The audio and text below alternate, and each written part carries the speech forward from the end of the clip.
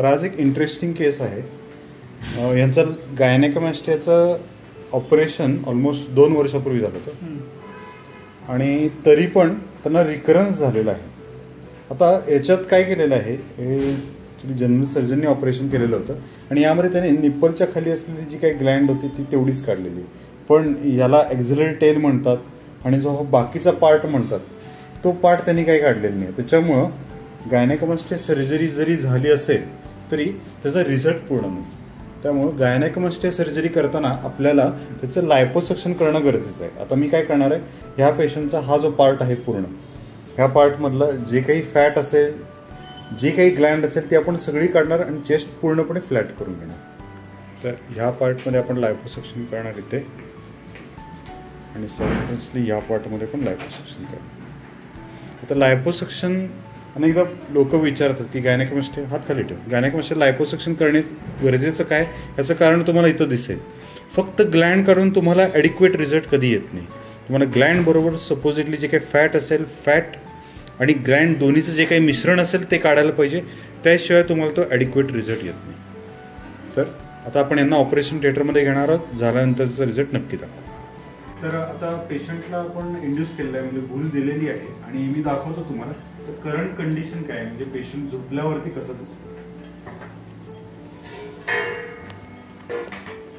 आता याच्यात तुम्ही बघू शकता की हे इथं निप्पलचा जो पार्ट आहे तो आत गेलेला आहे, कारण की एवढ्या भागातलीच ग्लँड काढलेली आहे. पण हा जो बाजूचा पार्ट आहे, हा इकडचा ॲक्झिलरी टेल आहे, ती आहे तशीच आहे.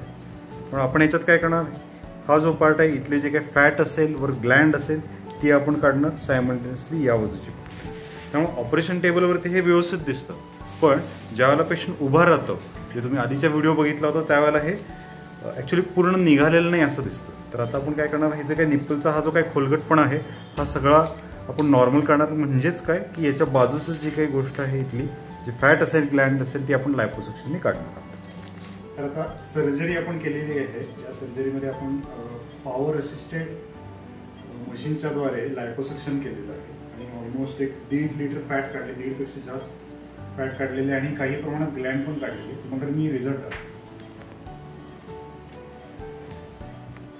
असा रिझल्ट आहे. आधीच्या याच्यात तुम्ही बघितलं असाल, या ठिकाणी स्वेलिंग होतं आणि निप्पल पूर्णपणे आत गेलेले होते.